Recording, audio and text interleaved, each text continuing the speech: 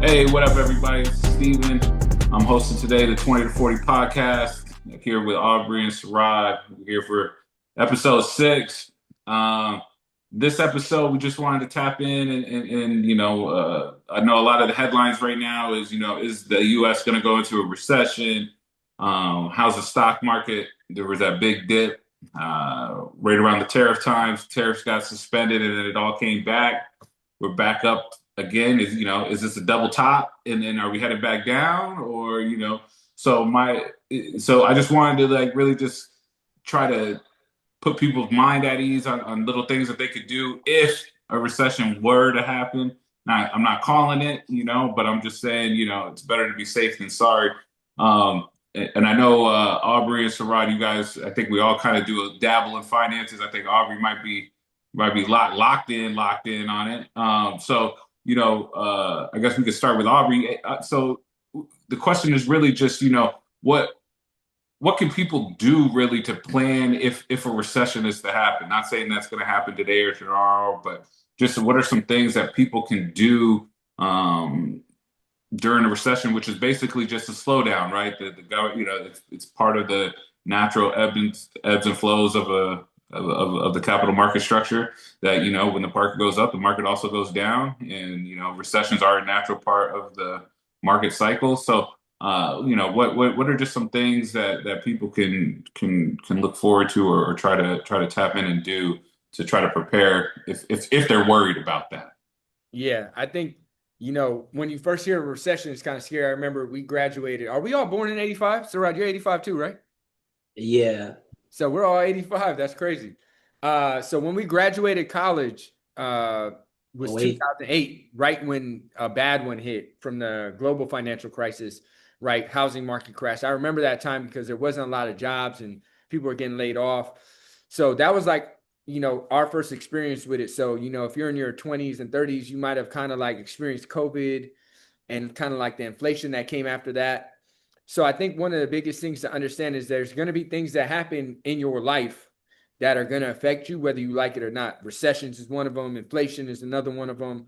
And I think the biggest thing is you got to start to become in that prepared mindset, right? I live in Florida, right? Coming here, I'm from California, so we didn't have hurricanes. There's earthquakes, but you can kind of prepare for earthquake, but it kind of comes. There's not much you can do. Just hopefully you ain't in the worst of it, right?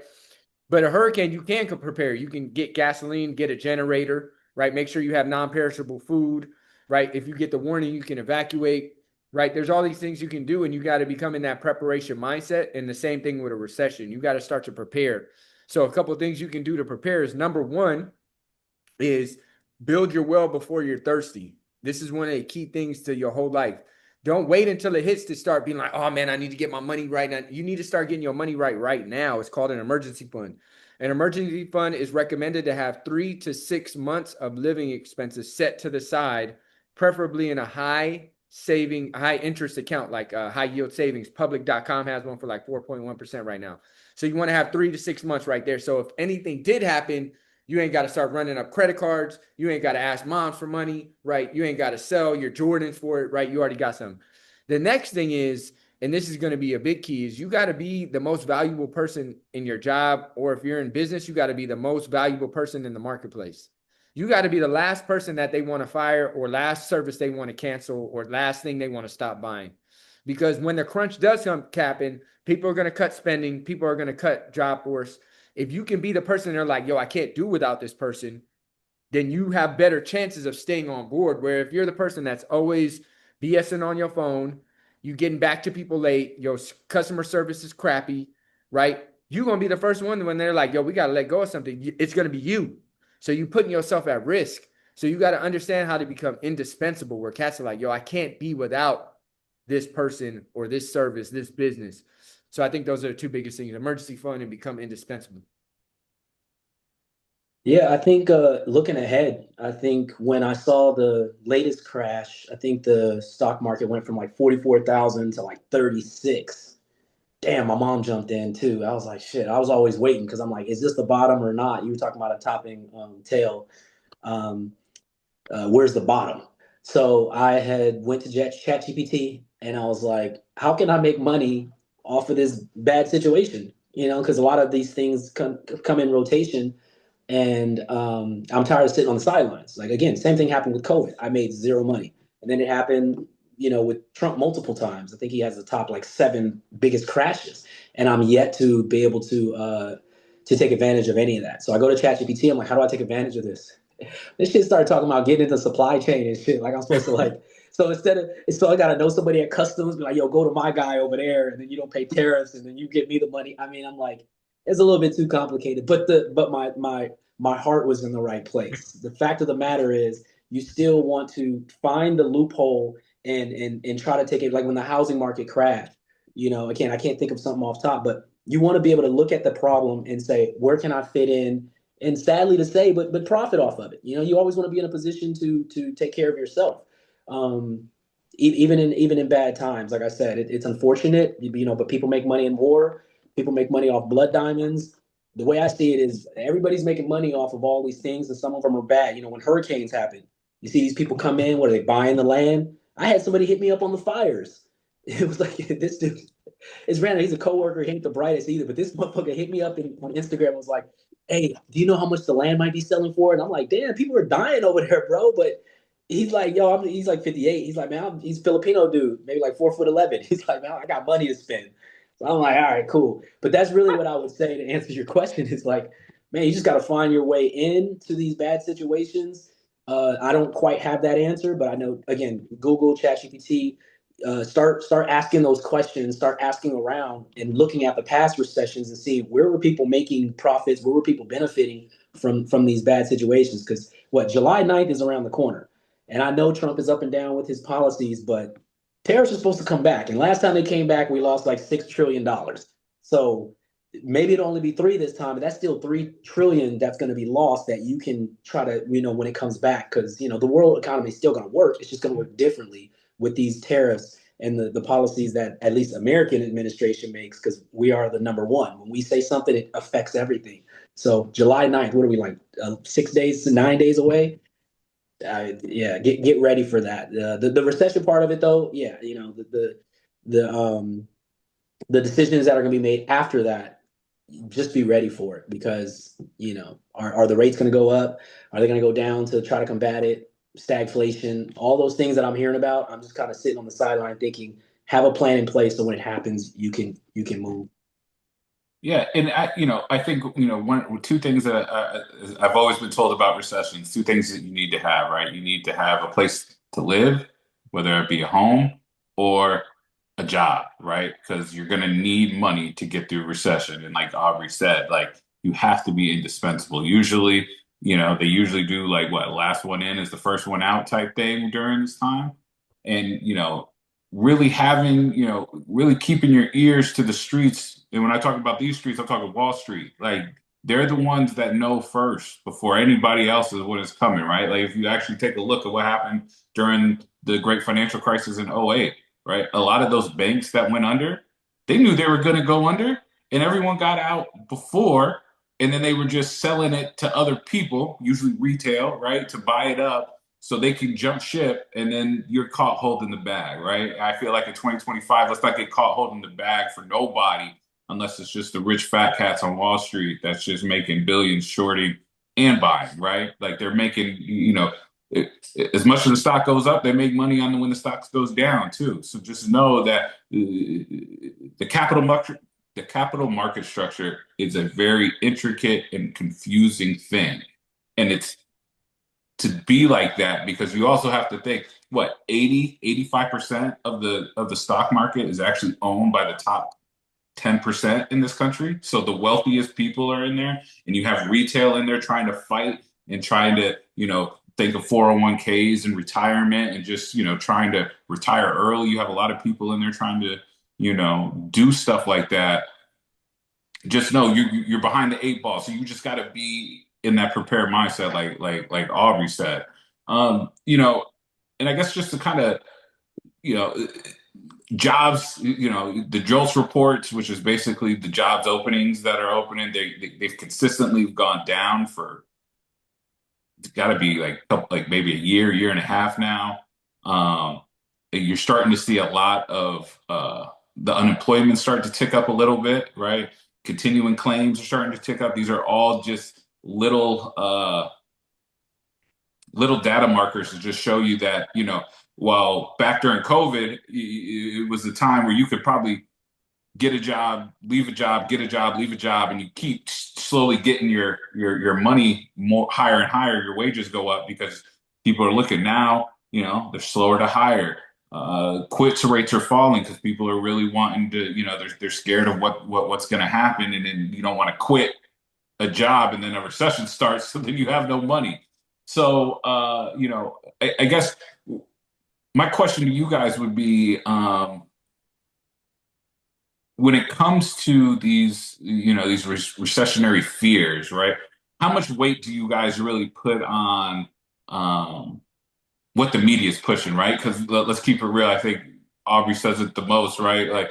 Bears sound good, but bulls make money, right? And so this recession they've been calling for has been years, right? 2 years. And I think now that Trump has gotten in office, there's a lot more what they would call like black swans that may be flying around because people don't really know, with the messaging from the White House and just what we were doing globally. But I guess the question would really be, how much stock do you guys really put into the narrative? Like, what are you guys, looking for to maybe be the warning signs, or maybe something that you're looking for before hey, this is when things are getting serious. I gotta lock in. I think a couple of things is you gotta, number one, understand, right, your position and where you're at in life and the bigger picture, because the bigger picture does affect you, but it doesn't make you or break you. So for example, right, we could be in a huge recession and you could be doing great because you're in a field that's growing, you're in a company that's growing, or we could be in great times and you could be doing bad. Like say, for example, right, the economy is at all-time highs and you're in the newspaper business.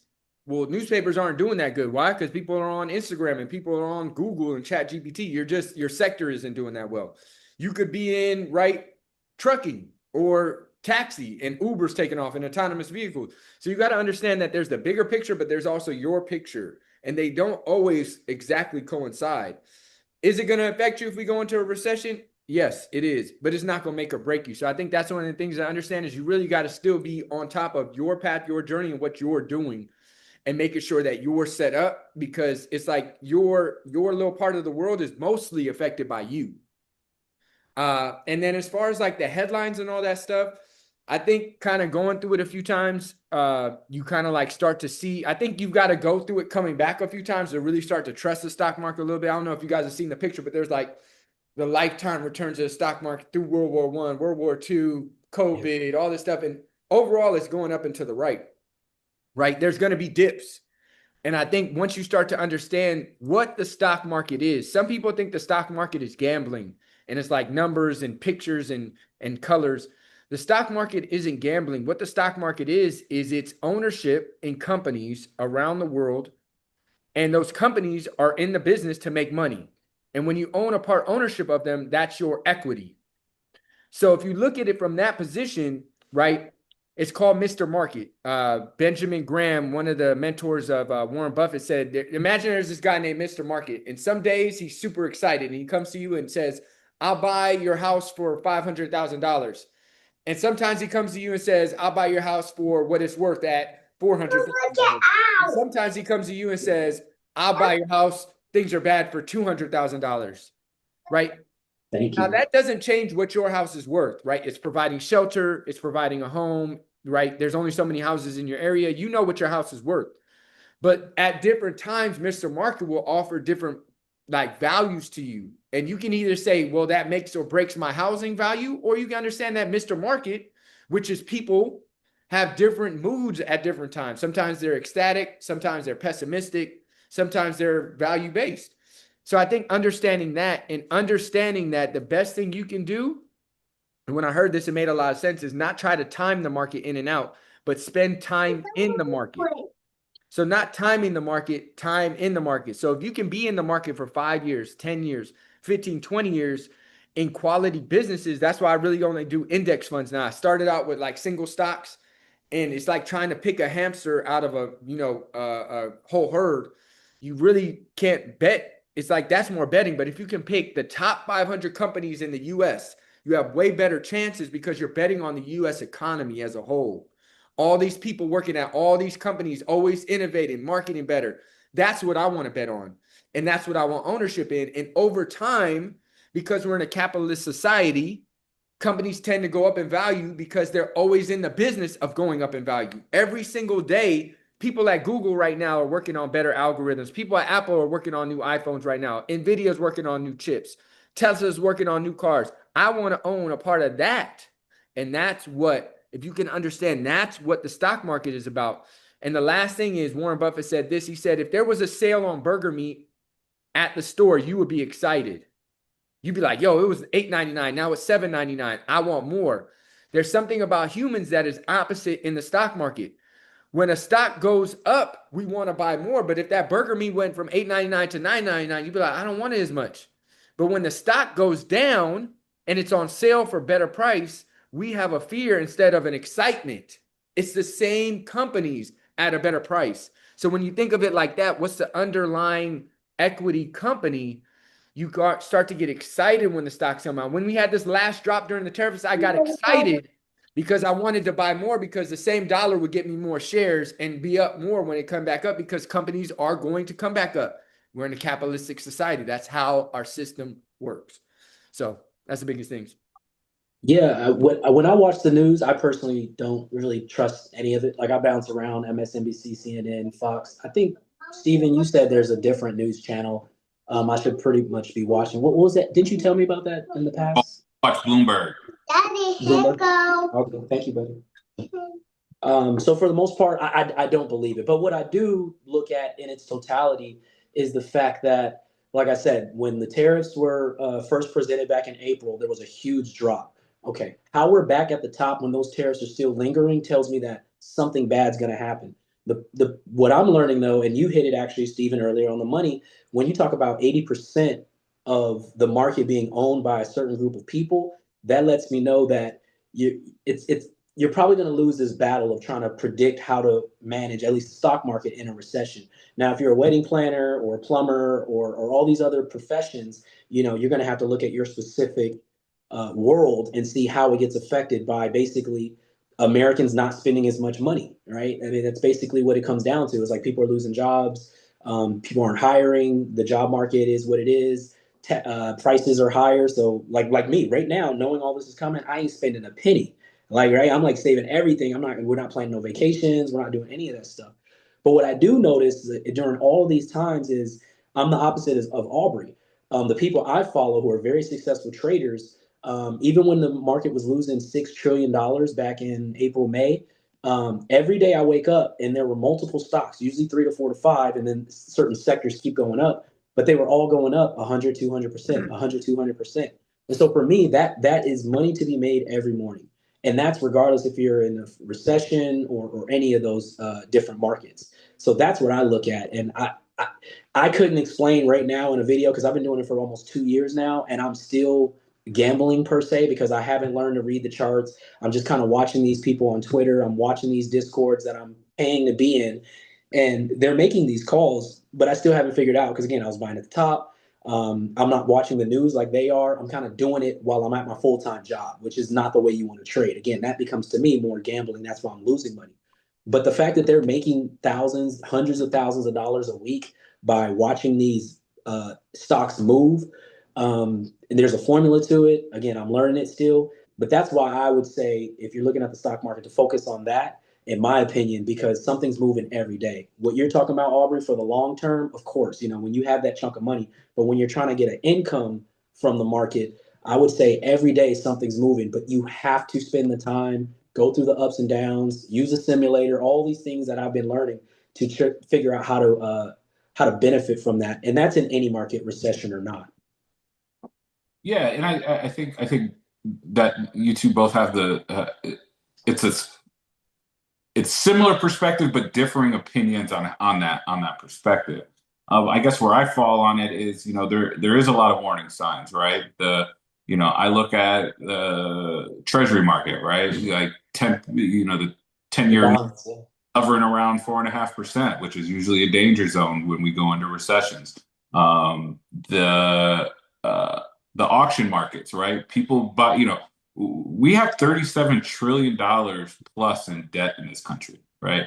And during COVID, we kept printing money. We print a lot of money because uh, we're the reserve currency of the world, so everyone needs dollars. But people, especially BRICS, they're trying to start to trade in their own currency, right? A lot of stuff that happens in the market is a lot of foreign currency. And I don't think people realize how much foreign currency is really traded because a lot of people to settle their, everything is globalized now, right? We have globalized trading. So, a lot of people will change their currency into dollars, which that's what makes the currency market like what is everyone's currency valued based on the dollar. So they can change their currency to dollars and buy or change out of dollars into their currency and buy more supplies, right? Whether that be oil or food or seeds or whatever it is. And I think what has happened, a lot of it has happened since '08, right? The great financial crisis when we had the mortgage problem, right? Where, mortgages weren't being backed as they were supposed to. And while that was just a very specific problem to mortgages and banks, speculation in the market is starting to be at an all-time high, like as high as it was back in the 20s before the Great Depression, right? Like the speculation on everything. And it's not even just the speculation on whether the oil or whatever is going to go up or down, but the speculation that they can bet on the bet to go up and down, right? Like that is how far derivative trading has gotten. And I think it's to a point where a lot of the market makers, where like, the people that front the trade, like a Citadel or Vanguard, or those people that make markets. So they find a person that wants to buy and they find a person that want to sell. The number one thing people should really start paying attention to is borrowed shares, but haven't been paid for. So there are a lot of shares right now that companies in the market, they have someone that bought it, right? They had a buyer and they say they have a seller, but have not completed the transaction, right? So a lot, and that's starting to weigh not only on the market, but on the banks. And we all know some of the first cracks in a recession is the banks. And I think a lot of the things now that are happening is because there's a lot of pressure with the interest rates going up and down. And we're about to, one reason why Trump really wants these interest rates to come down that people have to remember is there was a lot of interest rates bought on like commercial buildings and stuff with interest rates at super low in COVID, but they're not locked in for 30. They're variable rates. So every couple of years, they have to reload the interest rate, but it's at the price of what it is now. And so if you're getting COVID rates at like 0% almost during that time, interest rates are over 4 or 5%. So what are you going to do when you have to roll over the debt? And that interest alone payment on the debt is going to be what a lot of our tax dollars go to.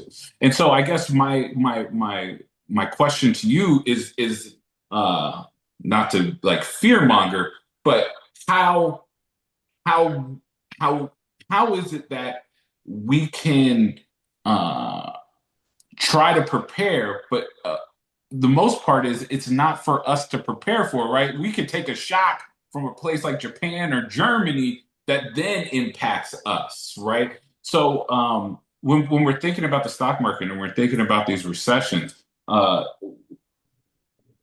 putting it into the context of what our podcast is, the 20 to 40 podcast, and the millennials being the ones that have gone through a lot of 9/11, the dot-com bubble, great financial crisis, 2019, the little flash crash of 2019, and then now COVID.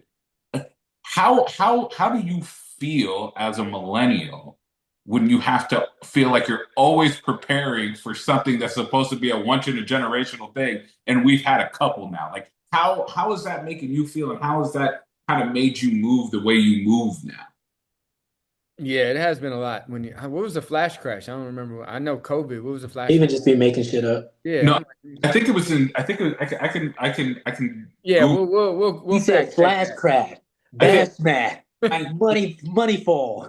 like in 2019, it happened out of the blue, and it had to do with I think it was either the interest rates or the gold market. Something seized, and they were Uh, able to trade, so it was a flash crash. But then it came right back up, and no one really talks about it. But yeah, I can look it up real quick. Well, yeah, we'll fact check that. But yeah, there wasn't when you put it in perspective like that, it was it was the bubble, the dot-com bubble, which I remember. There was Y2K, which I remember, which was crazy. Then you got 2008, which lasted for a minute. And then there was another lull, I think around 2012, uh, which I think, and then you've got COVID, and then you got post-COVID inflation, right? So there has been a lot of stuff. And I think one of the biggest things that I see, and from what I've read, is austerity is where you like kind of buckle down and you like in a household, if you do austerity, right? It's like, yo, we're not spending, we're going to save, we're going to pay off debt. And that can work for a household. But what we've seen is that doesn't work as well for countries. Like, for example, Germany really tried to do austerity, it didn't really work. If you guys kind of paid attention, Doge, Elon, and Trump tried to do austerity with cutting governmental costs, cutting spending, working on social, and people just like did not like it. Which, if you kind of look into in human nature, human usually don't like austerity. They don't usually like to cut down on their food. They usually don't like to cut down on they don't like to give up what they've gotten. If you've never gotten it, you don't know. But so I think what happens is that our economy is built off of growth. That's just how our economy is. It needs to grow. If not, it starts to fail because our economy is a man-made thing. It's not from nature. So I think, in my opinion, what is going to happen is we're going to continue to experience inflation. Like inflation won't be, oh man, you remember after COVID, a burger went from $4 to $8. I don't think that's going to stop because our system is going to have to keep printing dollars to grow, to feed on paying off the interest from the past, paying off all these people that depend on these governmental services. More people are going to need government services as the displacement from work happens, right? So we're not going to really be able to go back. You have all these people that are on all these services and need all this supplementation and need Obamacare that you can't go back and be like, no, because they won't vote for it. And everything is based on votes. So they're never going to let you pass it. So we're going to have to keep printing. So there's two things that can happen that are going to be really bad. If we don't stay the reserve currency and it becomes not the dollar like the bricks, that's going to really hurt us because we only have control because everybody needs dollars because of the petrodollar. Petroleum has to be paid for in dollars right now. That might be why we have the Israel and Iran thing and stuff like that. Also nuclear stuff, right? So you got to understand if things are going to keep going up in price, you got to understand that you got to start buying things that don't lose value because you got to start protecting yourself. And that's one of the things I think that's the switch is you got to understand that dollars are fluid. I think when you're younger, when I came up, a dollar was a dollar. Like it could get you a bag of chips, right? It could get me a soda. Now when I'm at the gas station, right, I'm like 288 for a bag of chips. That used to be 99 cents. The Arizona used to be 99 cents. It even said it on the can. You couldn't even change it if you wanted to. Now that thing's like 250.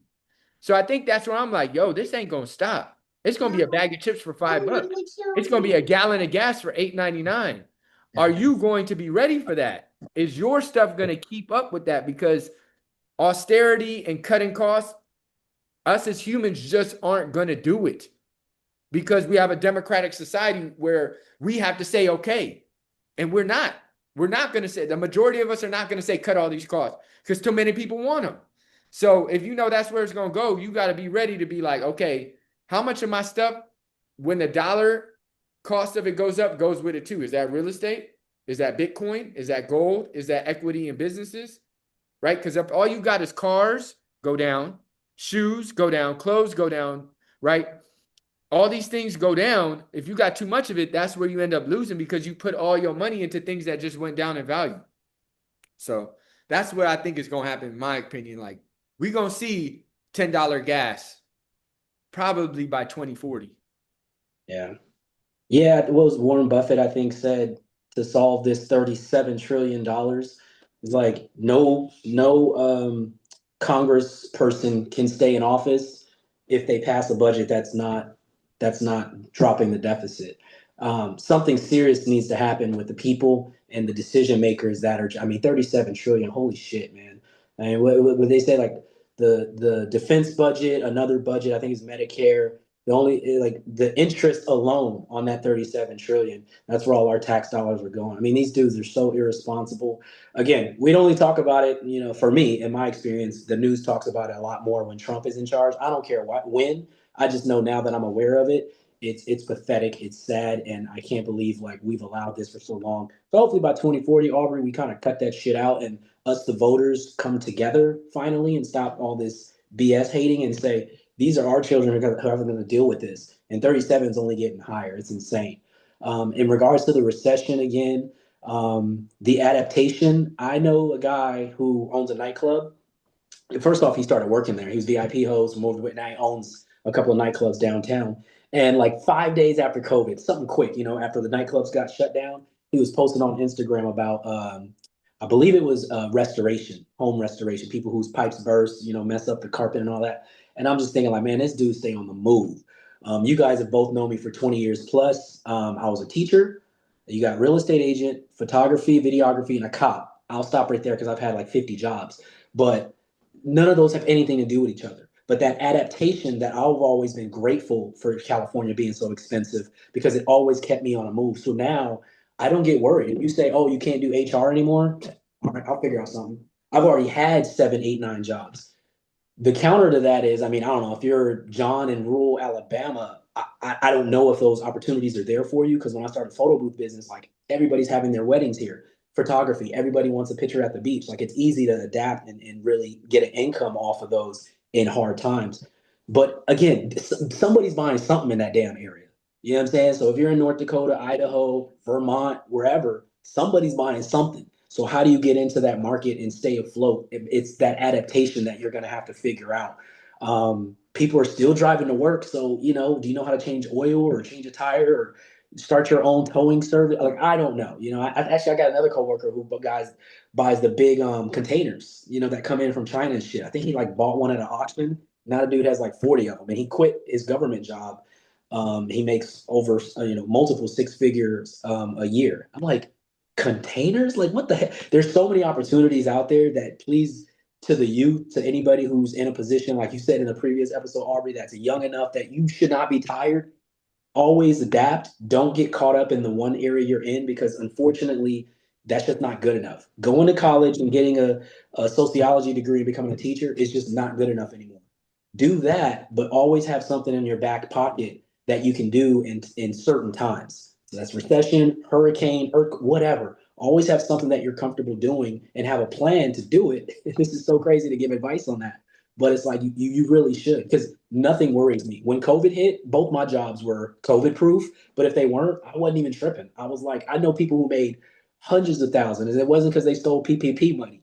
You know what I'm saying? It's because they like actually was like, all right, cool. If I can't do that, I'm gonna do this. And they did it on a dime. And that's California hustle for you. But I've seen it, not just one or two people. I'm talking multiple examples. And that's what I would tell people. Just keep your head on the swivel, not just for AI and not just for warheads coming from AI, but from recessions as well. Keep your head moving no matter what. Bro, when the missile come, if you see it, you could just get out the way. Okay, so all right, so that flash crash of 2019 was due to the yen appreciated 3% overnight, and so due to the carry trade between the foreign currency between the yen and the dollar, because the yen appreciated, that means everything that was traded over into dollar denominated debt or issuance caused the system to crash, and then once they fixed it, then it went back up. So it literally only lasted a couple days. So that was just the flash crash of 2019. One of the things that I'm doing personally, just I have really reined in my spending. Right, I think we kind of hit on that in a couple episodes ago. but really figuring out what is a must and a want, right? Because Yeah. some things that you want that, not that you need it or you must have it, but you want it, which is cool. But in a recession, most things you're gonna want to buy are needs based only, right? Like food, water, electricity, housing, uh, and gas to get back and forth to work. I work from home, so I don't really have to deal with it, but I still got to put gas to travel. And I think really trying to figure out, is there any debt, right? Like, because even if a recession doesn't come, so getting rid of debt in and of itself is going to be just a freeing experience.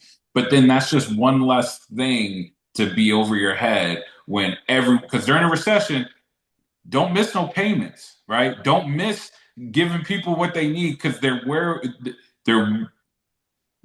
they're gonna come get it with the quickness, right? Like when it's not a recession, they'll work with you. Hey, we could try to defer a payment to next month and give you time to get back. During a recession, all that leniency is gone because everyone needs their money back, and specifically the bank, right? Your credit card debt right now is at an all-time high, over $1 trillion. Student loan debt right now is what, 1.5, and they restarted everyone going back on their payments, right? And we all know usually lower income people have higher student loan I guess we could call it like bankruptcies, right? They're coming after them first, and because they don't have it. So I think what it really is, you got to really, really, really get your budget under control, and that's why they always say have a job so you have income coming in and have a place to live. Because this is the other problem, and this is where the problem comes of renting in a recession, right? You rent the house or the apartment, and that's cool.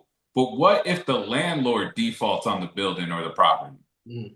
It doesn't matter if you paid that month's rent, you gone. That is always the issue with renting. You're always hoping that the other person, just like in '08, a lot of people were renting houses because multiple people had multiple properties that they were renting.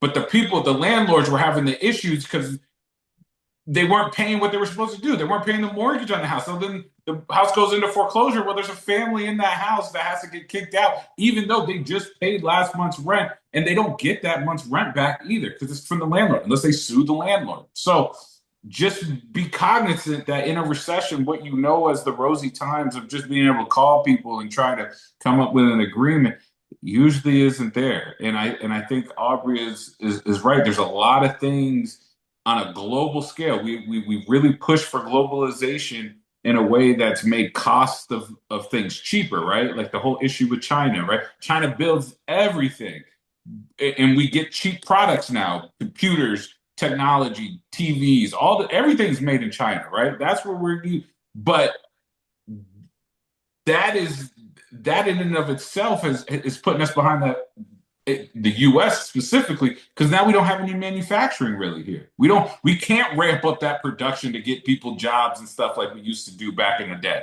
So you just really have to be smart with your money. You have to be intentional with your money, and it's okay to let it save.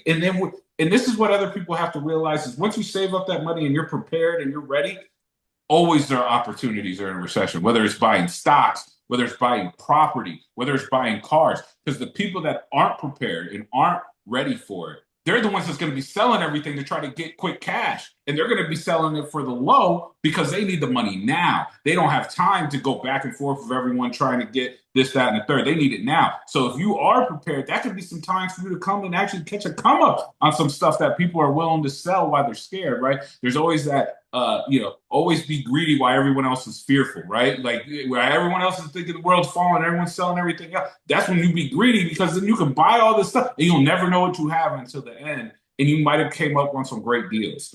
So that was just my little bit on that. I'm going to throw it back to Aubrey and Sirod just for any final little nuggets or knowledge after hearing that you guys just want to kick to them, just to maybe be a little positive, just to give people just that little ability to be like, man, Steven, stop bringing me down, man. So you guys got any other final words? Yeah, I think that was dope. Stephen likes to end it with the, get your ass to work because it's all gonna end. Now I'm just joking.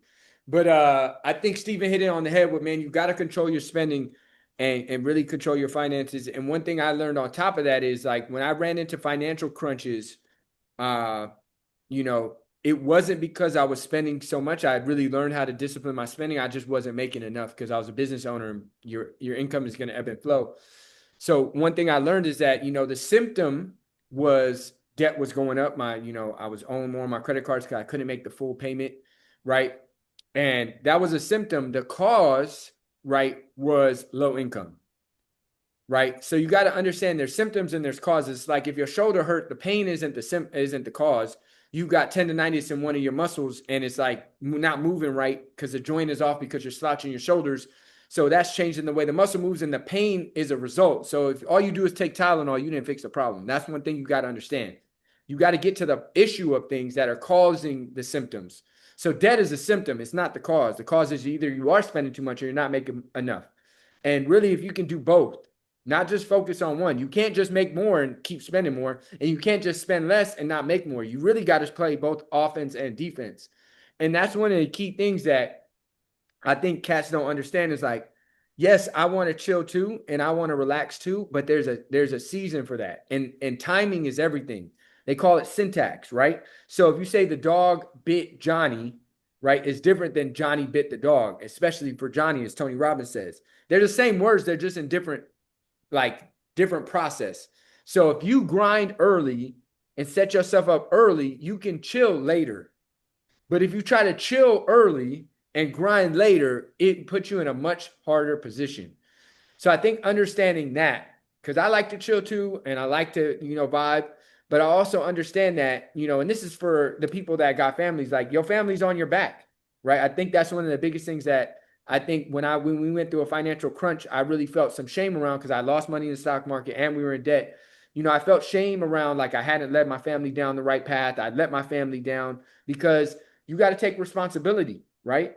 And nobody's going to take responsibility for you. And I said, I got to fix this. I got to go get some more jobs. I got to build my business better. I got to spend better. I got to earn more. I got to learn how to trade better. I started learning how to trade better. All these things. It's like not one, but how can I do multiple, right? I remember going to get my real estate license. I was doing, social media stuff, my business. I got my physical therapy license reactivated. I got like 3 or 4 contracts. I was doing it all because I didn't know which ones were going to hit, right? You don't know. So sometimes they tell you just double down on one. Well, how do you know which one's going to hit? I tried to maximize by doing a bunch to see which one caught and then go with it. So I think that's the biggest thing is, yes, spend focused, and not or. Cats be like, or no, and let's earn some more. Get that side hustle. Pick up that second job. Bro, if you getting off at 5 or 6, what you doing between 6 and 9? Especially if you ain't got no kids. Like, cats be not having kids coming home to watch ESPN. I'm like, why? You not signed. You not signed, homie. You not on the team. Catch the highlights. So that's the biggest thing for me. I always get real mad when you start talking about people not working more. What are you doing? I'm like, damn, dog, let the niggas live. Adaptation, like I said earlier, diversify. I remember I've had multiple businesses. I just, first off, they're tax write-offs, right? I used to just go downtown and be like, all right, what do I do? It's like, all right, I like to party. It's like, all right, well, then that's my new business. I mean, you like to watch TV, make it a business. I mean, be creative with it. Don't just focus on, well, I got to do welding or I got to do photography. Like, nah, man, like, what do you like to do? You like to travel? Niggas is making millions of dollars traveling in some form or fashion, right? So to me, it's just about diversifying, adapting. Don't get caught in one web. Again, at least that's the California mentality. I would say just continue to think outside the box. Start off with things you enjoy. If you like working out, again, go get that personal training license then, and enjoy training other people. It's really, you can get paid to do what you enjoy to do. And if not, then, den of thieves set it off on these motherfuckers. You know what I'm saying? Then maybe we just got to start robbing these niggas. You know what I'm saying? And I'll say this just in closing is, I think a lot of people, when they come up to some financial difficulties or adversity, they tend to blame themselves, right? We tend to blame our finances on ourselves. Stuff happens to people, life happens to people.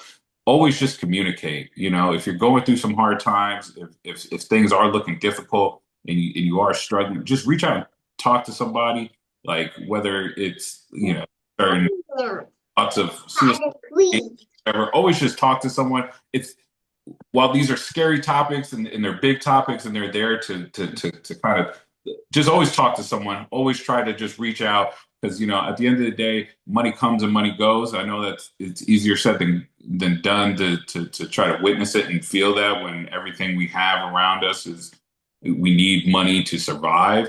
But at the same time, I always put people over money. So always just reach out, talk to someone, and you never know. So one phone call could either save your life or change your life. So just always reach out, communicate, talk, and we're all in this together, regardless of what's happening. And we're one big community. So I think that was a great episode. So again, that's episode 6 from 20 to 40 podcast.